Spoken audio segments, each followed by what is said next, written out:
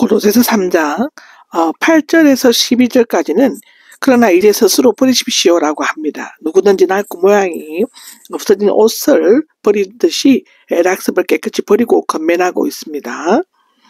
여기에서는 대인관계에서 행하시는 6가지 악습이 소개되고 있는데, 첫째는 분노, 격분, 악의, 중상, 입에서 나오는 더러운 말, 또 서로 거짓말을 하지 말라는 것인데요.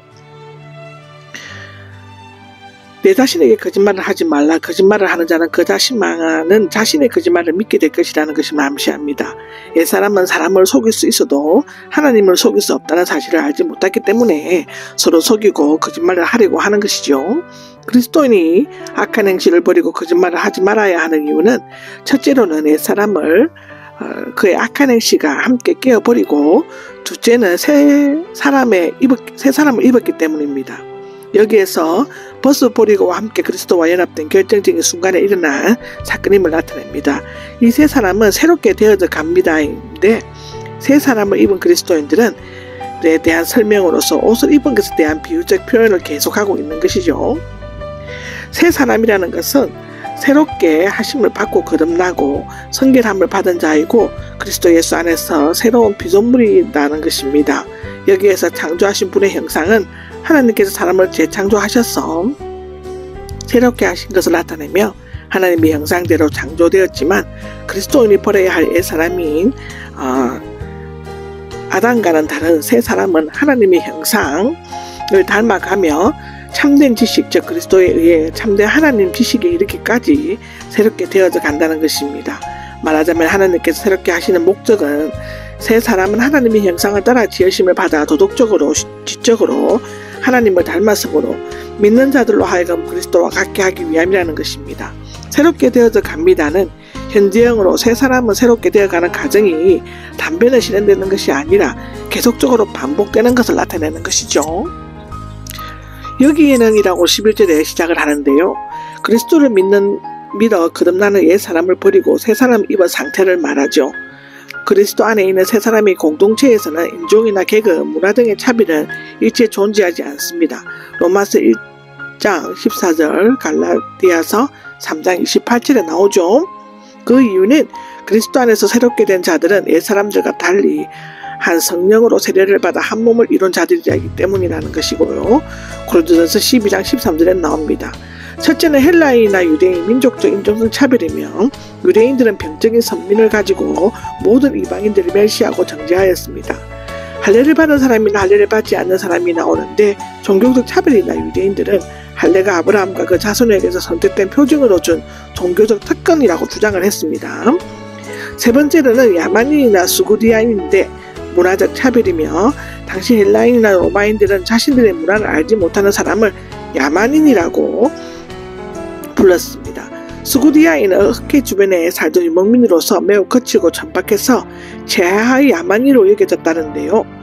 네 번째로는 종이나 자유인인데 경제적 사회적 차별이며, 당시 종은 법적으로 주인의 소유물에 지나지 않았고 마음대로 팔고 샀을 뿐만 아니라 심지어 죽을 수도 있었다고 합니다. 그러나 그가 어떤 인종이나 계급, 신분에 속해 있다고 할지라도 믿는 자가 되면 새로운 피조물, 새 사람이 되어 그리스도 안에 있는 유대인이나 자유인과 똑같은 것입니다. 그 이유는 그리스도는 모든 것이며 모든 것 안에 계시죠. 그와 연합함으로써 모든 인간적인 차별들과 장벽들이 제거되고 모든 믿는 자는 참으로 평등하게 새롭게 창조되기 때문입니다. 그러므로 그는 과거에 어떤 사람이었냐에 관계없이 제약된 행실을 벗어버리고 새 사람을 따라 살아야만 하는 것입니다. 새 사람의 옷 입으십시오라고 나옵니다. 1장과 2장에서는 하나님께서 인간을 화목케 하는 역할에 대해서 언급하셨습니다. 3장에서는 성장해야 하는 인간의 의무를 강조합니다. 소극적인 책임에 대해 말한 다음 그리스도인의 적극적인 윤리 책임에 대해서 8가지로 권고합니다. 12절에 첫 번째가 나오는데, 동정심과 친절함과 겸손과 온유와 인내를 입으십시오인데요. 그러므로 앞에 옛사람을 벗어버리라는 소극적인 교훈 다음에 새 사람을 입으라는 적극적인 교훈으로 옮겨갑니다.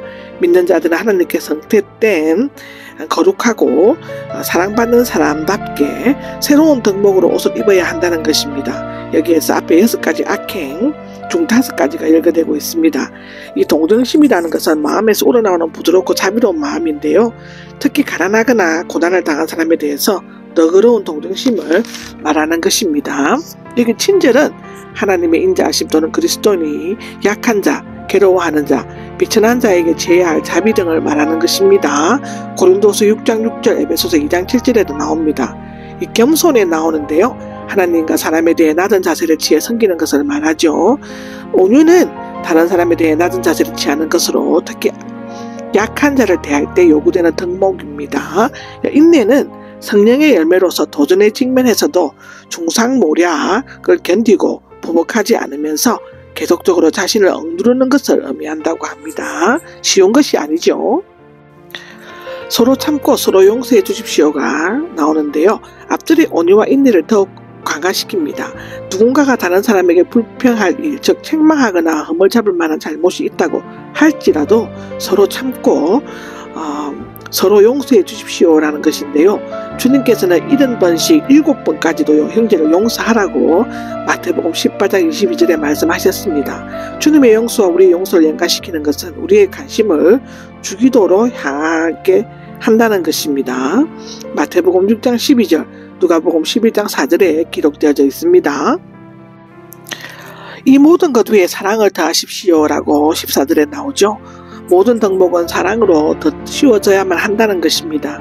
왜냐하면 사랑은 하나님의 속성이며 신학의 원동력, 윤리의 기본 원리고 율법의 요약과 완성이기 때문이라고 로마서 13장 8절에는 얘기하고 있죠. 갈라디아서 5장 14절에도 기록되어져 있습니다. 무엇보다도 사랑은 모든 덕목을 완전하게 묶어주는 끈이죠. 그 덕목을 하나님께서 기뻐하시 완전한 것으로 높여주는 역할을 합니다. 사랑 없이 사랑의 말을 할 수 있고 남을 용서하거나 다른 사업을 할 수 있습니다. 그러나 그것들은 모두 거짓이고 위선이요 형식이요 속임수이죠. 그리스도의 평화가 여러분의 마음을 다스리게 하십시오인데요.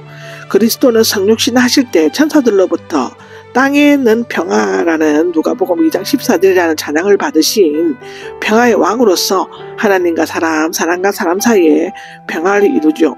사람들의 마음속에 평화를 부어주셨습니다. 여기 다스리게 하십시오는 만일 사랑과 미움이 서로 사후 혼란이나 다툼을 일으켰을 때 그리스도의 평화, 즉 그리스도께서 주시는 평화가 심판관이 되어 통제하게 되면 하나님의 교회는 일치를 유지하고 주어진 사명을 감당할 수 있게 될 것입니다.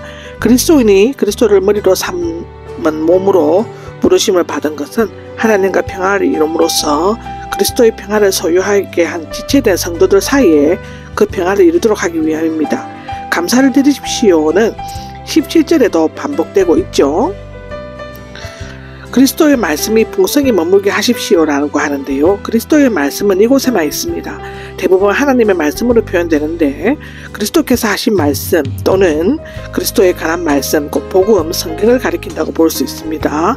머물게 하십시오는 마음과 생각 속에 집을 만드는 것을 의미합니다. 말씀은 환영을 받으며 영원히 거할 장소가 있어야 하는데 그리스도인은 말씀을 잘 이해함으로써 그 말씀이 마음과 생각 속에 언제나 풍성히 머물면서 모든 행동을 지배하고 모든 결단을 주관토록 해야만 한다는 것입니다. 온갖 지혜를 다하여 서로 가르치고 건면하면은 불완전한 인간이 하는 일이지만 성령께서 역사하심으로써 그것들이 하나님의 말씀을 대언하는 역할을 하게 된다는 것입니다. 여기 시편과 하나님을 찬양하십시오라고 합니다. 믿는 자들이 기록된 하나님의 성경 말씀에 마음속에 간직하고 이를 생활 속에서 실천하게 되면 자연스럽게 사랑하는 마음으로 시편과 찬송과 영적인 노래를 날마다 부르게 된다는 것입니다. 하나님께서 주신 은혜를 생각하면서 마음에서 우러나는 찬송이나 노래가 아니라면 그것은 한낱 소리나는 꽹과리와 울리는 꽹과리에 지나지 않습니다. 시편과 찬미, 영적인 노래 등에 대해서는 에베소서 5장 19절에도 얘기했습니다. 그분을 통해 하나님 아버지께 감사드리십시오라고 하는데요. 앞에 15절을 반복하고 에베소서 5장 20절과 병행을 이루는 구절로서 그리스도인이 생활에서 가장 중요하면서도 삶의 모든 면을 포함하는 결론적인 권면입니다. 첫째는 무슨 일을 하든지인데요. 하나님 앞에서 거룩하면서 동시에 세속적인 것에 있을 수 없다는 것입니다. 하나님은 모든 것을 주관하시죠. 말이나 행동이나 모두 다 주 예수님 이름으로 해야 한다는 것입니다. 주 예수의 이름으로는 문자적으로는 주 예수의 이름 안에서인데, 이것은 그리스도의 절대적 우월성을 인정하면서 우리의 삶 전체를 하나님께 맡김과 동시에 또 그 앞에 책임을 지고 행동하는 것을 의미합니다. 둘째는 그분을 통해 하나님께 감사를 드려야 합니다. 감사드린다는 것은 계속적으로 감사를 해야 한다는 것을 나타내고, 감사는 그분 즉 그리스도를 통해, 즉 하나님과 우리 사이의 중보자이신 그리스도를 통해 하나님께 드려야만 한다는 것이죠.